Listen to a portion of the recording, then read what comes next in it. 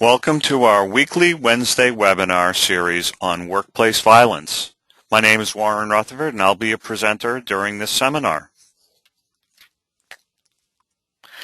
Take a look at the agenda. We'll be looking at workplace bullying and workplace violence.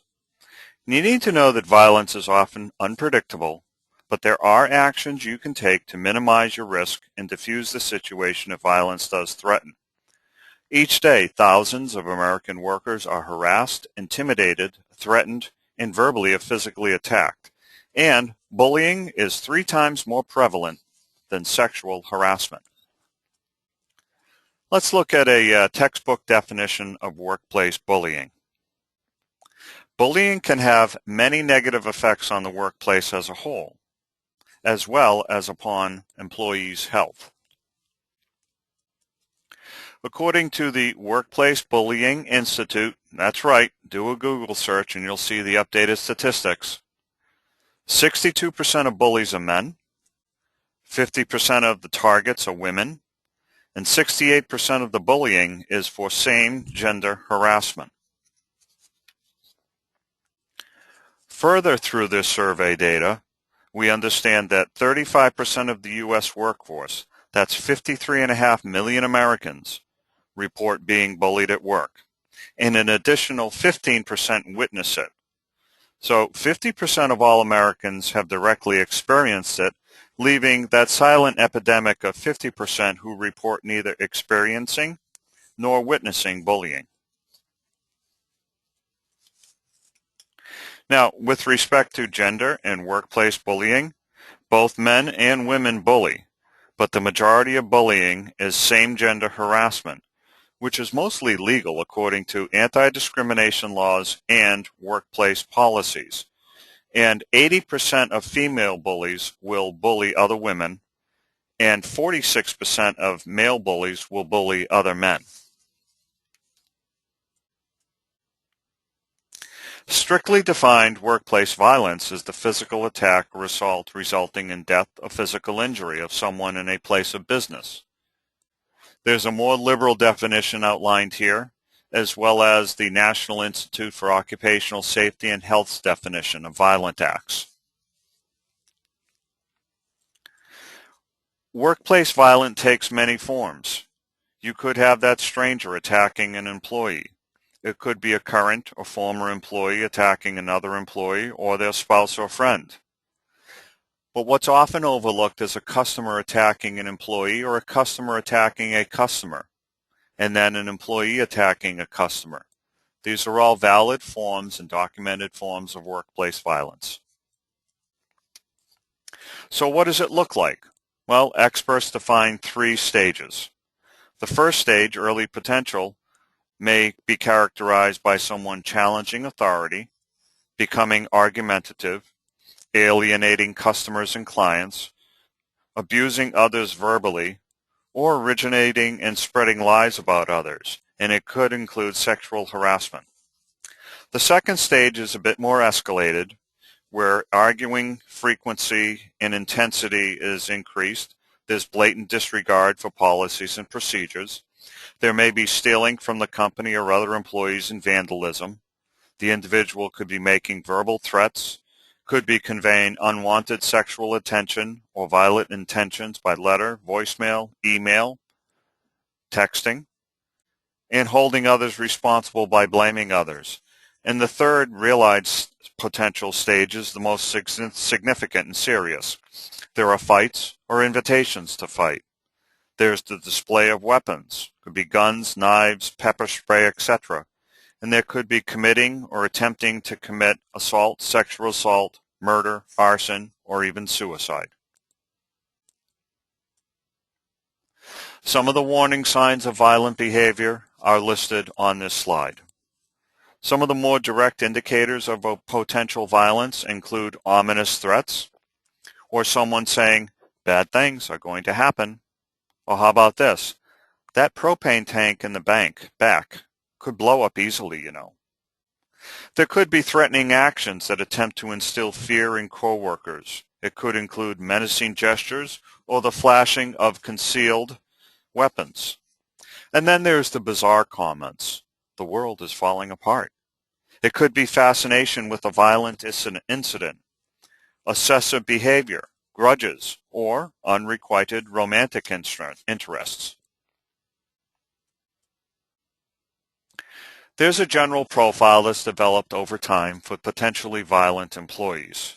And yes, it's that middle-aged male that has that history of violence or interpersonal conflicts, as well as some of these other characteristics. These are well documented and defined by public safety officials and psychologists studying the problem in the workplace.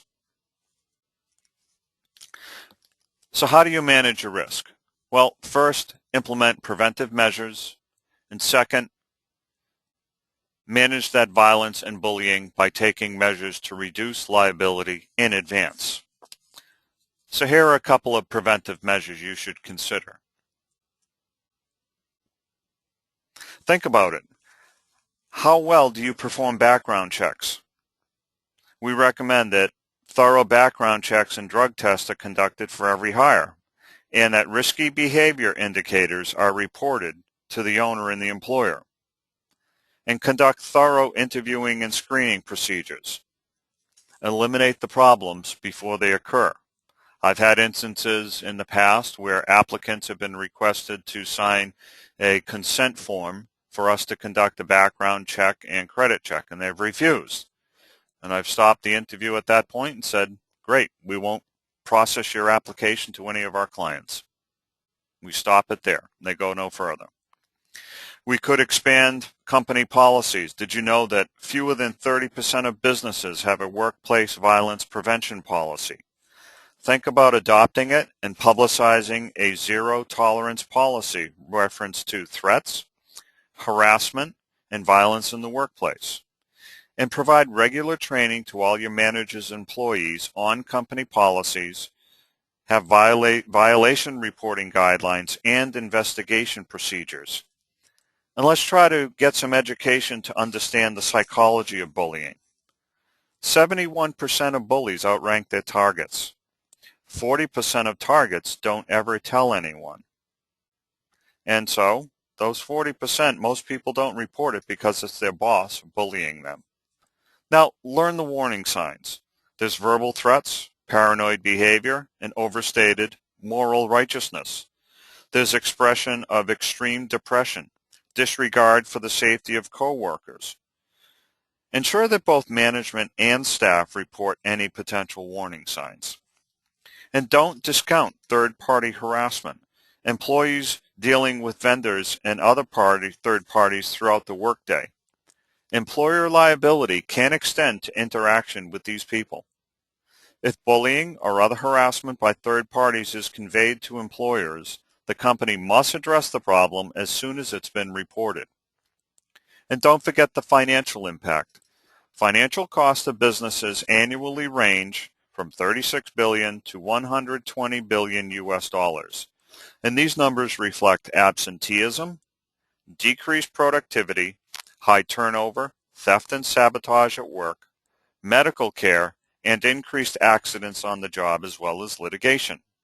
So experts advise that the return on investment for a business to implement a workplace violence prevention and education program is real and quantifiable.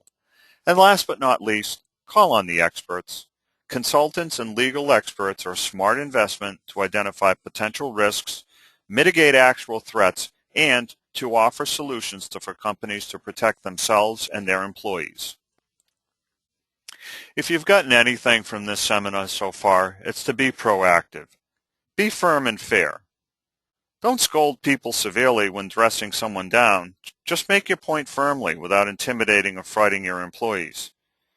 If you encounter a situation, take a deep breath. Do your best to restrain yourself, take a step back, and be professional. Find the time to sit down and communicate with your employees, no matter how busy you are. And measure yourself. If you have a problem with one of your employees, address it with them directly. Keep that playing field level.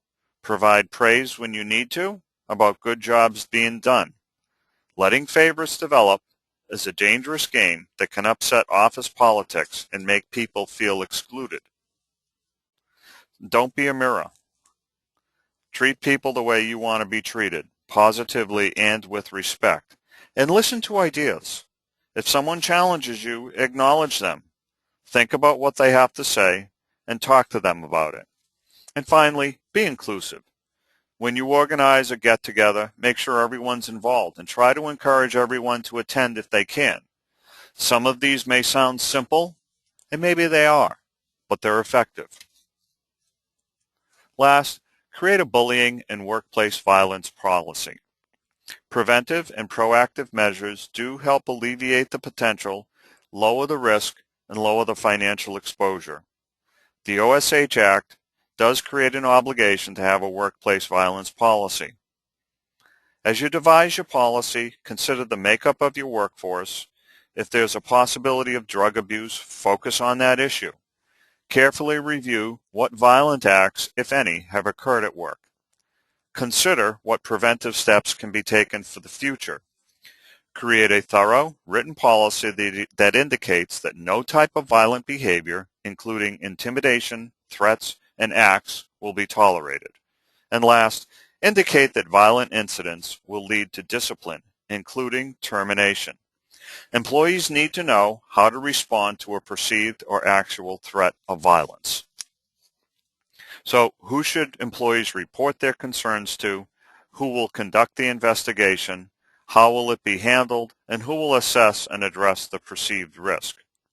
So, as you review the violence that's occurred but could occur, examine the policies that you're developing to see how they can reduce violence for other employers as well. There's a lot of good effort out there that can be borrowed and utilized in your workplace. I suggest calling on experts to help you do that. Thank you.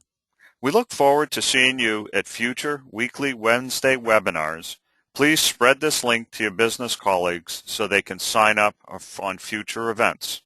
My name is Warren Rutherford. My contact information is here on the screen, and I look forward to serving you more in the future.